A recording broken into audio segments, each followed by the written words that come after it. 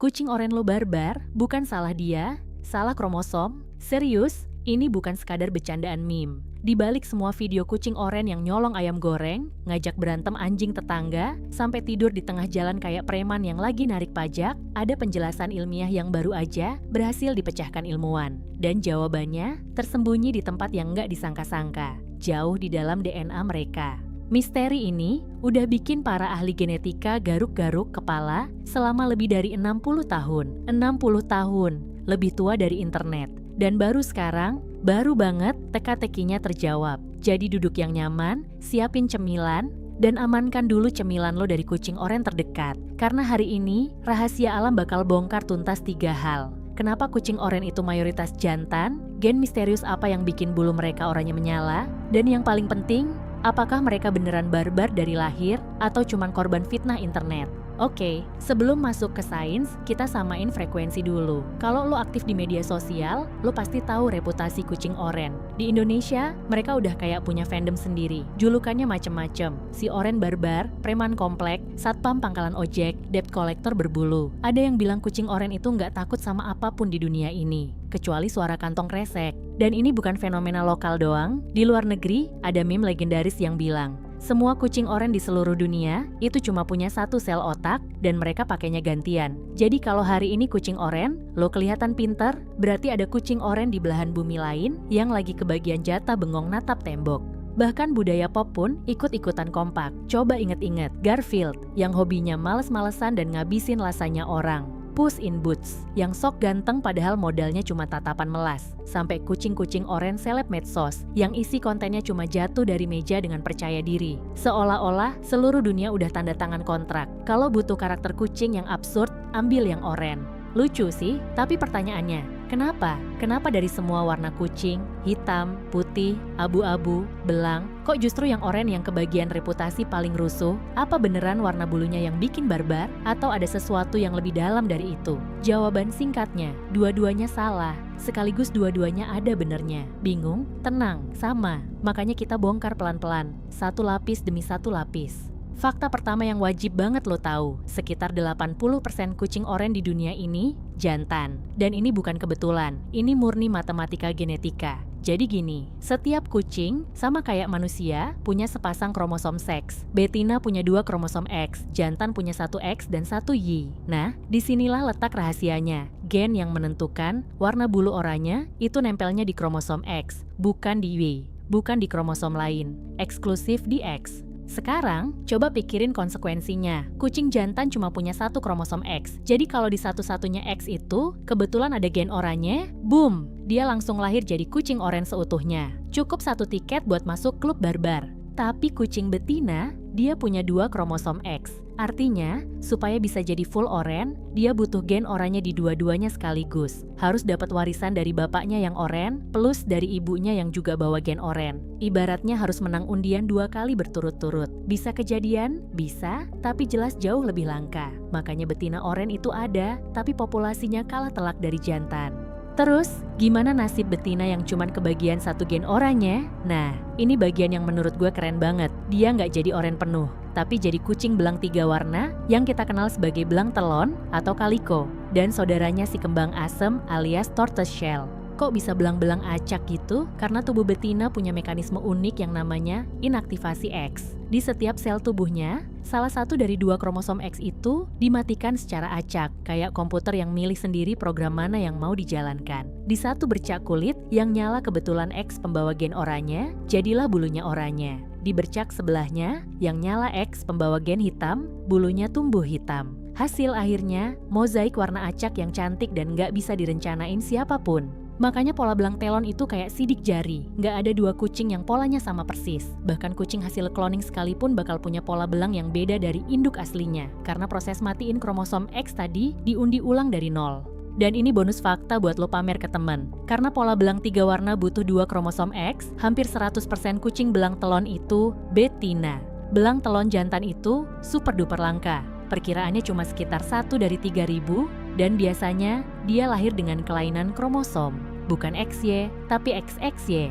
Jadi kalau suatu hari lo nemu belang telon jantan, selamat, lo baru aja papasan sama lotre genetika berjalan. Sampai sini polanya udah kebaca, ya?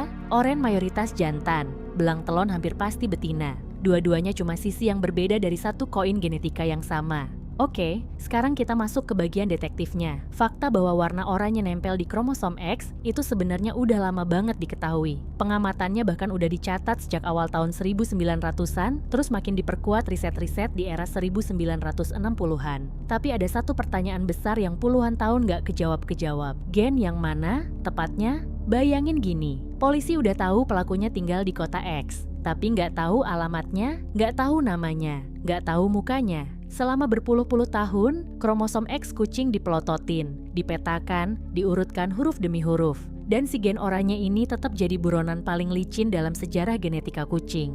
Yang bikin ilmuwan tambah penasaran, warna rambut oranye atau merah di hampir semua mamalia lain, termasuk rambut merah pada manusia, kuda, sampai anjing, biasanya melibatkan satu gen yang udah terkenal banget, namanya MCE1R. Logikanya, kucing oranye ya harusnya sama dong, ternyata bukan. Pas dicek, gen MC1R kucing oranye baik-baik aja, nggak ada masalah. Artinya kucing oranye main di jalur genetika yang beda sendiri dari mamalia lain. Khas banget kelakuan oranye, urusan DNA aja, nggak mau ngikutin aturan yang udah ada. Dan akhirnya, momen itu datang.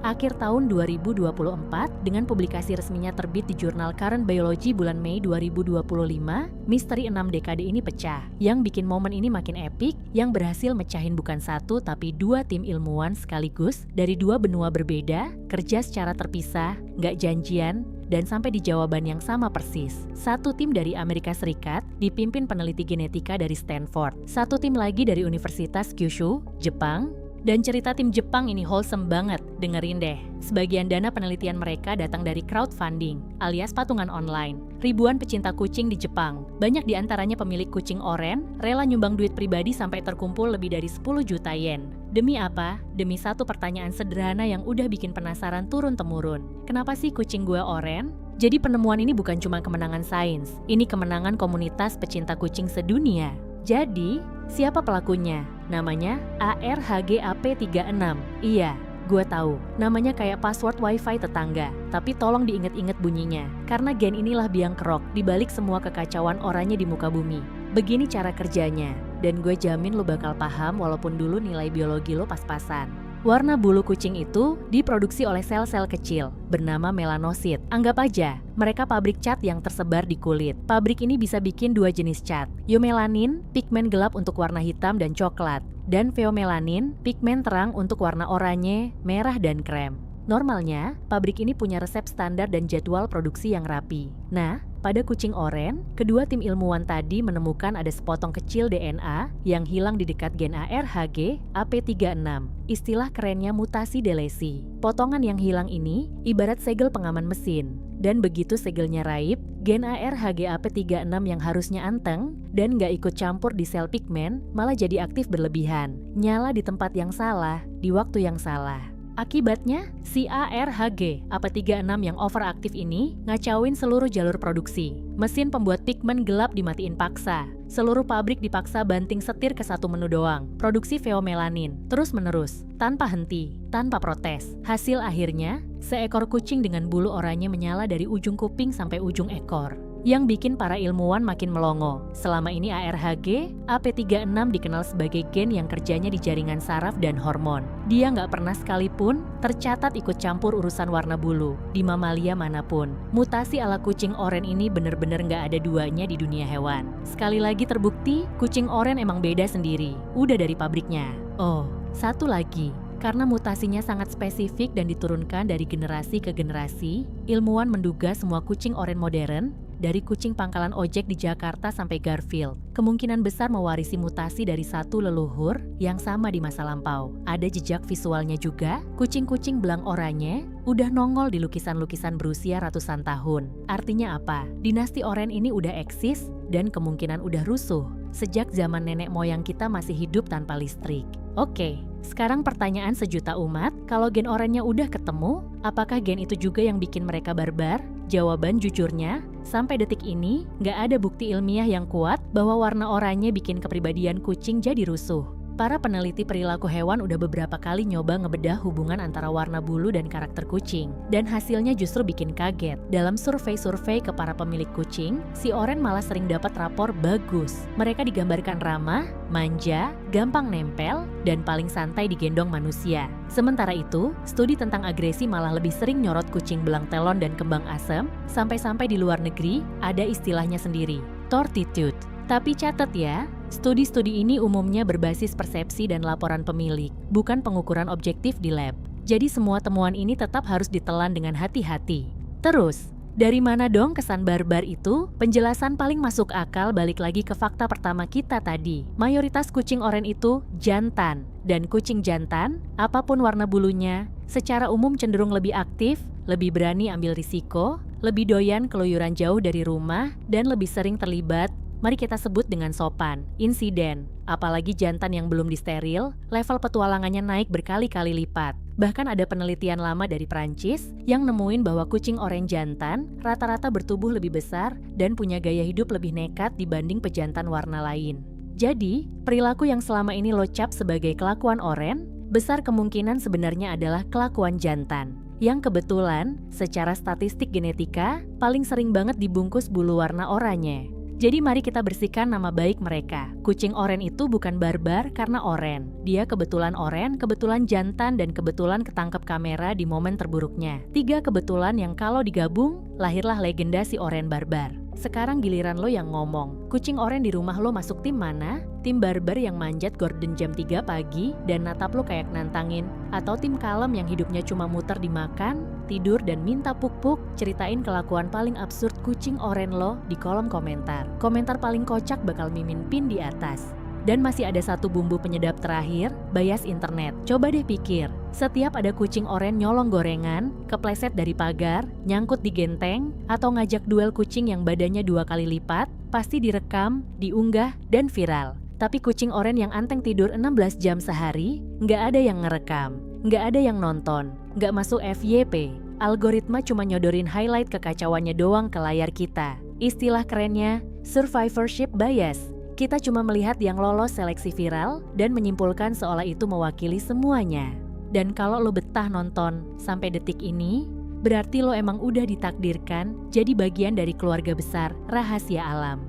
Jadi jangan cuma numpang lewat, pencet tombol subscribe sekarang, nyalain loncengnya biar nggak ketinggalan rahasia alam berikutnya. Gratis, nggak sampai 2 detik, tapi efeknya luar biasa. Setiap 1 subscriber baru itu bener-bener bikin Mimin makin semangat begadang, riset jurnal, dan ngedit video kayak gini buat kalian semua.